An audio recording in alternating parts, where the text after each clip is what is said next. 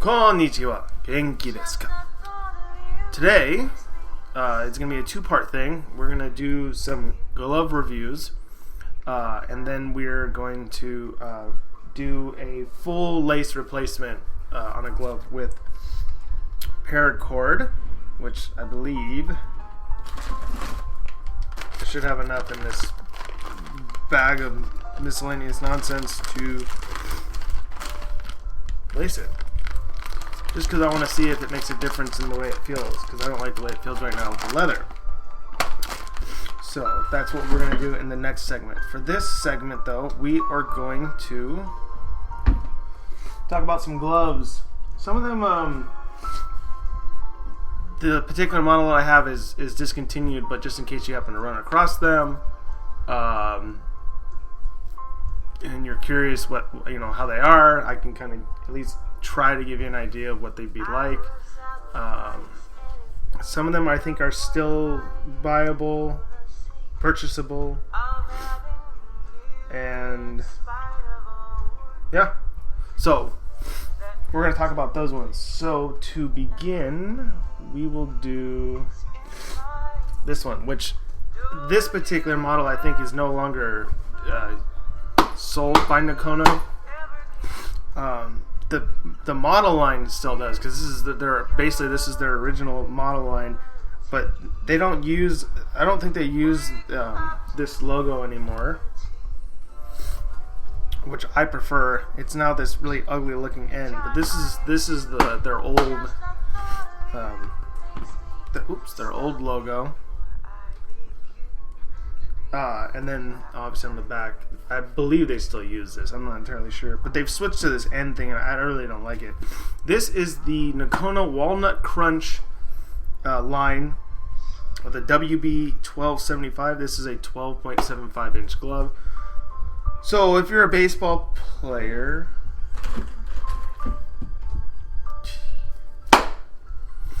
there's a lot of space in this one. So this would probably be about as big of an outfielder's glove as you might want to go with, I guess. If you're a softball player, it still has quite a bit of space in it. I was actually surprised when I bought this at a local softball shop, and they had this on sale for a lot cheaper than what they're worth. And these are very expensive gloves, for those of you that don't know, because these are actually handmade in Nakona, Texas, and they're one of the few brands still left that actually make their gloves in America. So it's supposed to be a big deal. But I had the choice of either buying the Bloodline for $50 more, which was still a good deal. I believe it was $179 for the Bloodlines. Those were originally $400 gloves, and this one was $130. Well, I said 50, so $129. And these are normally $300 gloves. And the reason why I ended up going with this is the Bloodline was really small. I happen to have one of the gloves that I'll review is a 11.5, and I think that's what it was. And now that I know, I can make it work. But at the time, I thought that might be too small for softball, so I went with this instead. And I was solely an outfielder, so I wanted something that I could use in the outfield. This is probably about as small as you might want to go as an outfielder's glove. The pocket is actually to me, it's a little too shallow. It's got enough of a pocket that it stays in there and it wraps around, and because of the way that I hold the glove, my finger's actually not in this area. So, if you were normally wearing it, normally it still holds it and it still wraps around pretty good. I think if I loosen up the basket a little bit, it might prove to be a better squeeze. But I kind of didn't want to. I rarely use this one. To me, it's a work of art just because of the craftsmanship.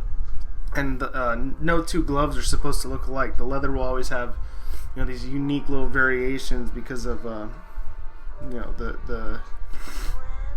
leather that they use. These are notoriously difficult to break in. They tend to be really stiff, and you have to put a lot of effort into it. But once you do, they're worth it because these gloves don't fall apart. This one, it took a while, but this one's pretty broken in now. But they're heavy. They're really, really, really heavy gloves, and that's the only thing I don't like about these. Is at least from an outfield perspective. I mean, maybe even the infield for that matter. They're just so heavy. They're so cumbersome. Maybe the new ones aren't quite as bad, but these ones just, I mean, they're thick.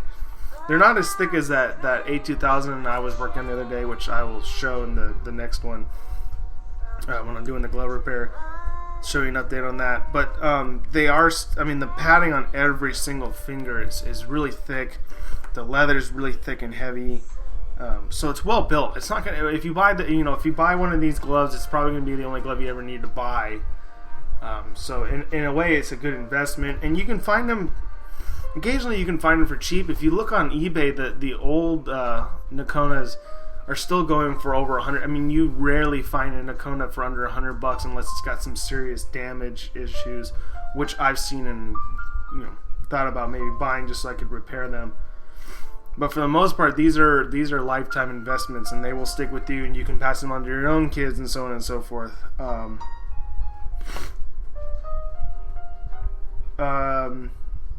But yeah, this is the oldest line that they have. It's also the most affordable, if you want to go that way. This is made with steer hide leather, but they do also have buffalo hide, and they have the Buckaroo line, which is kangaroo leather, which I'm used to from a soccer standpoint when I used to play with my cleats. So they have those ones too. But this is the Nakona Walnut Crunch. This one in particular is 12.75 double poach ace web. But yeah, I mean, a good glove. I mean, look at that. It doesn't fold in on itself. That's great shape. So really, really nice gloves. If you're okay with having a heavy glove, these are awesome. I mean, they really are. It's just, for me, I need to loosen the basket. At some point, I'll eventually try that, and then it's just getting used to the weight. So that's that one. The next one, going the cheaper route.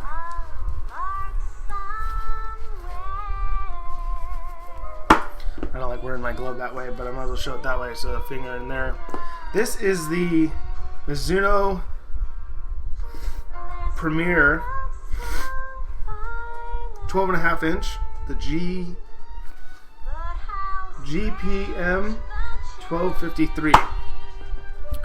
This, I believe, is designed for fast pitch. It's not designed for baseball. I mean, okay, so it's a baseball. That'd be fine. You could use it for baseball as an outfielder's mitt, but it's designed for a softball, and that's wearing it, the normal way. And then if you do it like that, it's got a good wraparound on it. In contrast to the Nakona, this glove is stupidly light, and you can tell because the material is so much thinner. This is pretty much how it was when we got it. We ended up inheriting this because this was left behind at a tournament and no one ever claimed it. So it was given to me, and I'm hanging on to it for now. But by the smell, it smells like it wasn't used for very long, which is kind of sad. So hopefully we're able to get this back to whoever owns this. But really cheap leather, really thin leather. But it's a nice beginner's glove. It has no break-in period. I mean, that's how it was when I got it, and I'm sure it didn't have much use in it. This one happens to have a closed web basket, which is nice. All around, this is a great entry-level glove because the closed web basket provides the most security when you're catching a ball. The lightness helps, it would kind of help your reflexes. The power... That's random.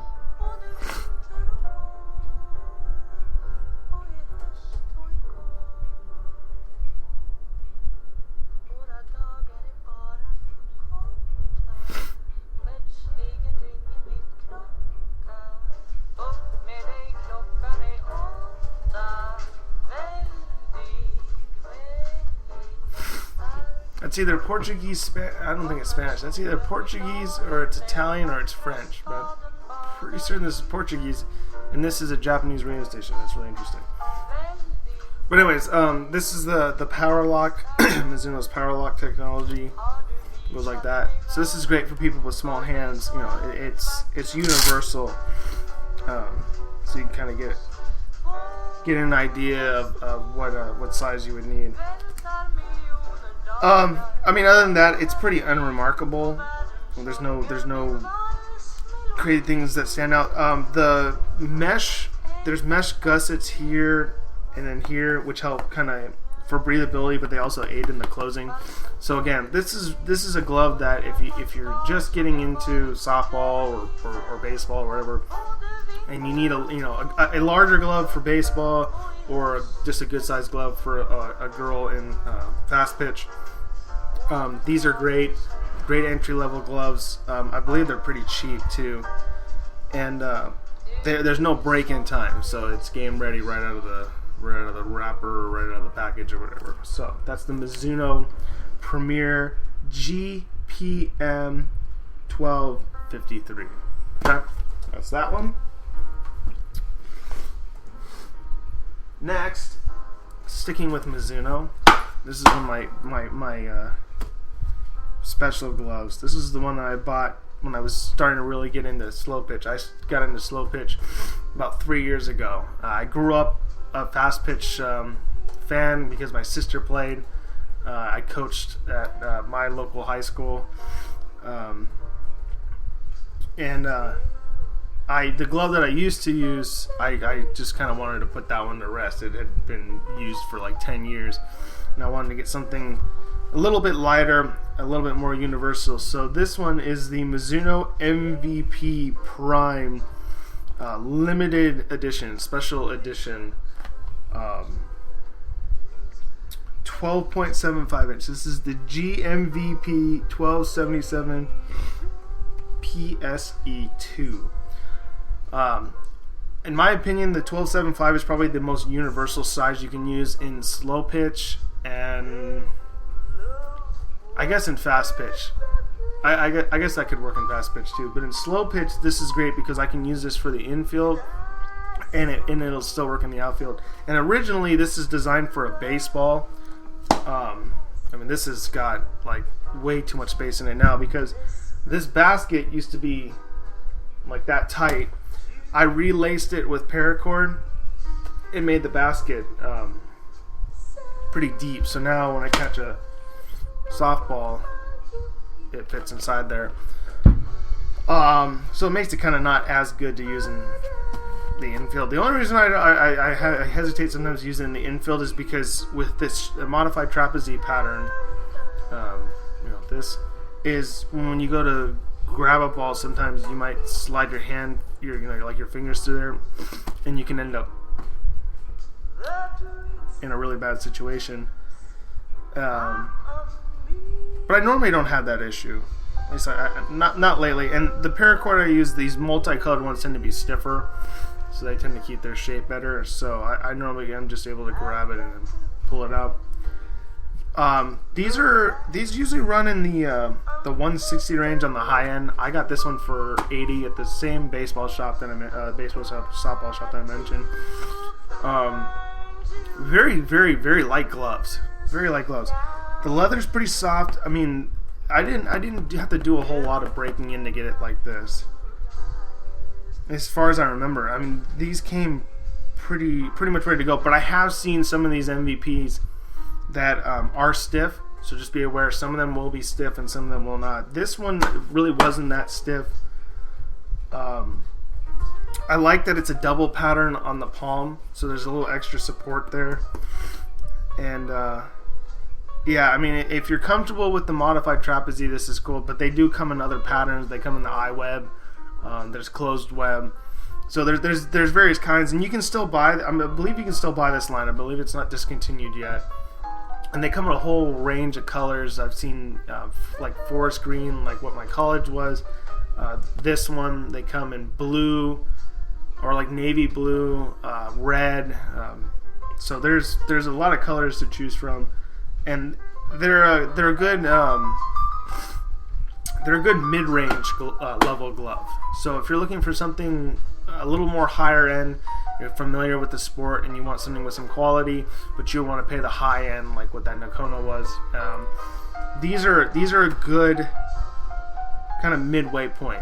This is a good glove that if you need it, like let's say you're playing high school or you're playing travel ball and you want a step up, these are great gloves to use. So I really recommend these Mizunos, these particular Mizunos, the MVP Primes. So that's the Mizuno MVP Prime GMVP 1277 PS E2.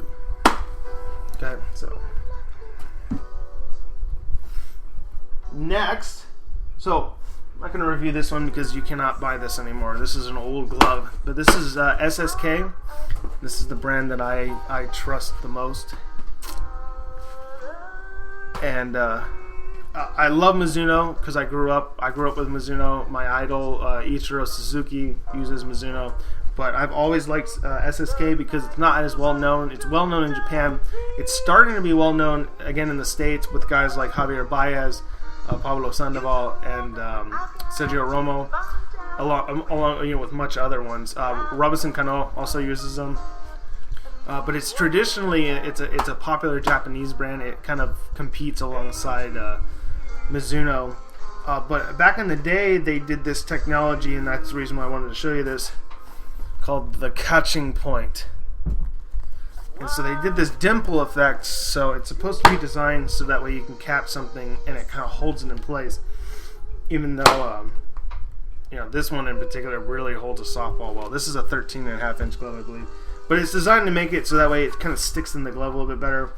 And then the dimples kind of, I guess, compromises the wrong word, but it sort of softens the leather up, so it's easier to break it. I got this one obviously used from a friend of mine, and so it was already like this, but it's supposed to make the break-in process a lot easier. So that's what SSK was famous for back in the 80s when they first hit the United States, and then they kind of went off and did their own thing. This, I believe you can still order these. This is the Metal Pro line,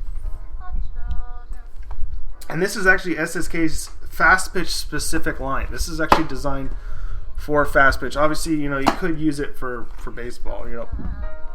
I've used baseball gloves for slow pitch, and you can do vice versa. But this is designed for a softball. This is a 12.5. This is what I use for the infield. It's got the AccuFit on there. It's the same thing as the PowerLock line that Mizuno uses. This one is an H-Web, which I've never actually used a true H-Web before. But the leather on this is so supple. I mean, it's really soft. This one, just judging by the smell, because I bought this one used, I have a feeling either the owner was playing softball and just didn't want to play anymore, or got hurt, or his daughter was playing fast pitch, didn't really like what she was doing, and then quit, and they've sold it. But I mean, just judging by the smell, this wasn't really all that used, and this is how it felt. Granted, I cut a section of the padding out here. I actually happen to have the padding right in here. But I cut this section out. It's 2-ply. I'll show you with another one. So normally your padding is actually stitched together like that, and I just unraveled one part and then left that one section in there, and it makes the break-in process a little bit easier. I mean, you sacrifice your palm, I guess, getting hit, but if you don't know how to catch, then you wouldn't do that. I know how to catch the ball, so I'm not going to worry about that. Plus, it's still enough padding that I wouldn't worry about it. Plus, my hand is exposed all the time anyways based on how I wear the glove. But it made the break-in process much easier, and also using the paracord helped to kind of soften everything up, provide a little extra basket. I really like how these feel, though. I mean, these are, like I said, the leather feels so good. It's still pretty light, but it's got enough heft on it that it's a little more of a quality glove. I don't know what these are going for retail, I only paid $24 for this one or something. So they are available. You can find them. I'm waiting on a catcher's mitt from the same line. But great gloves. This is pretty, like I said, between the 12.5 to 12.75. It's a good universal size to use it, whether you're an infielder or an outfielder. But highly recommended. These are brilliant gloves. I haven't used it. I'm gonna actually use it in a game tonight. But I have used them in practice, and they work great. I really like them. So that's the and this is the SSK Metal Pro MPF 28.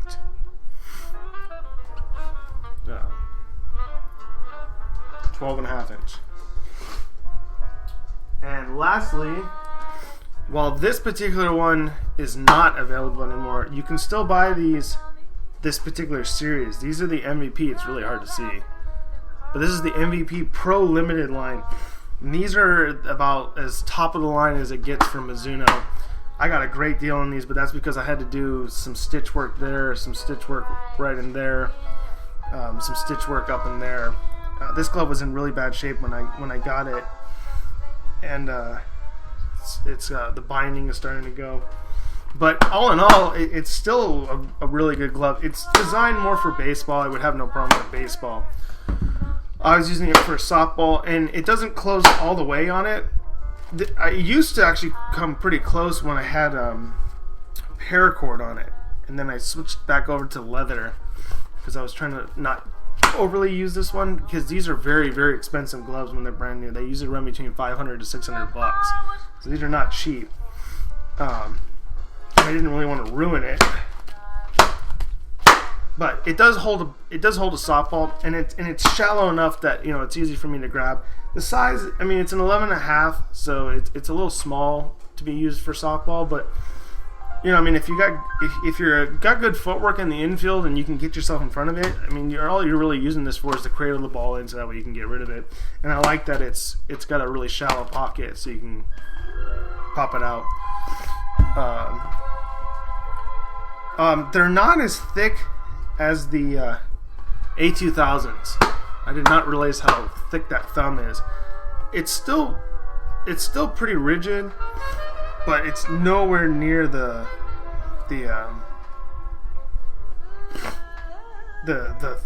thickness of the thumb. I mean, that thing was like that big.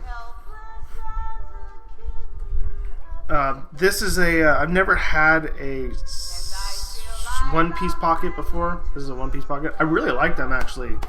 It provides a little bit of control with in the lower section, but you still get that stability of a near closed basket. But these ones come in a whole bunch of different styles. I've seen trapezes in bigger sizes. I've seen iWebs and so on and so forth. The 3D technology supposedly is, and now it's 4D, is supposed to be designed so that the glove works with a specific position, I guess is what is Mizuno is trying to do. So each glove has a unique role for a specific player, which, if that's the case, I think that's pretty cool, because I've always believed in having the right glove for the right situation. It's like having the right tool for the right job. And that's supposed to be with this one too, which is a 3D. Again, this is an outdated one. This is probably from the 90s. But if you can afford one, or if you can get one at a good price and it's in good shape, I would really recommend it. These are one of those ones where, like, this person, I don't know how the hell they managed to ruin. If you don't take care of your glove, it doesn't matter if it's a Nakona or if it's a cheap Walmart glove or whatever, they're gonna break down. And unfortunately, this person just did not take care of their glove. I actually got to oil this one again. It's starting to dry out a little, but these are another one of those gloves where they'll last you a lifetime if they're well taken care of. Obviously, I have a strong affinity with Mizuno, so I highly recommend them. And these ones in particular, I think they're brilliant gloves, well constructed. They're not heavy. At least this one is not as heavy as you would think for a top level glove. So I really do recommend it. And they tend to keep their shape real well too. I mean, same thing. There's no sag going on there. Granted, I'm using leather on this one, but you can tell whenever you're looking at a glove, always keep an eye on that. I mean, if it sags into itself, this one does this again because the guy that originally owned it didn't take care of it. But it's a pancake. It's flat. Thankfully, it closes well. I like the way it closes. It doesn't close like this. A glove that closes like that, you ain't gonna catch anything in it. But you always want to make sure that it has good shape. Good shape means good glove. So anyways, that's the Mizuno MZP 40 Pro Limited 11.5 inch glove. So that is my reviews. Just on some of the gloves that I have. Most of the gloves that I own are kind of vintage, and you can't, you cannot buy those anymore. Not like the old ones. They don't. Some of these gloves nowadays are not made quite as well as they should. What we will be working on is a Louisville. We're going to be working on this guy here in a minute. This is a Louisville 125 series 13-inch glove. This is actually a Japanese-made Louisville Slugger, which I thought was pretty cool. Single post, double bar, but I hate the way this closes. And I don't have my fingers in the normal spot, so I should have some gap here, but you can see that it really isn't. This glove is huge, and it's set up to be as tight as it can. So I'm hoping with some finagling, this glove will work a bit better, because I do not like the way it feels right now. Plus this, you can see that these laces in particular are pretty worn out, so this needs to be replaced. So anyways, that's what we're going to work on for our repair segment for the day. So anyways, thank you for watching these reviews. I hope those help. Like I said, most of them, either you can find them on Craigslist, sure, eBay, or like I said, if you ever stumble across one on a website that sells old model gloves and stuff like that, and you were wondering, there you go. That's at least my personal opinion on them. And have fun doing what you do. Godspeed, and sayonara.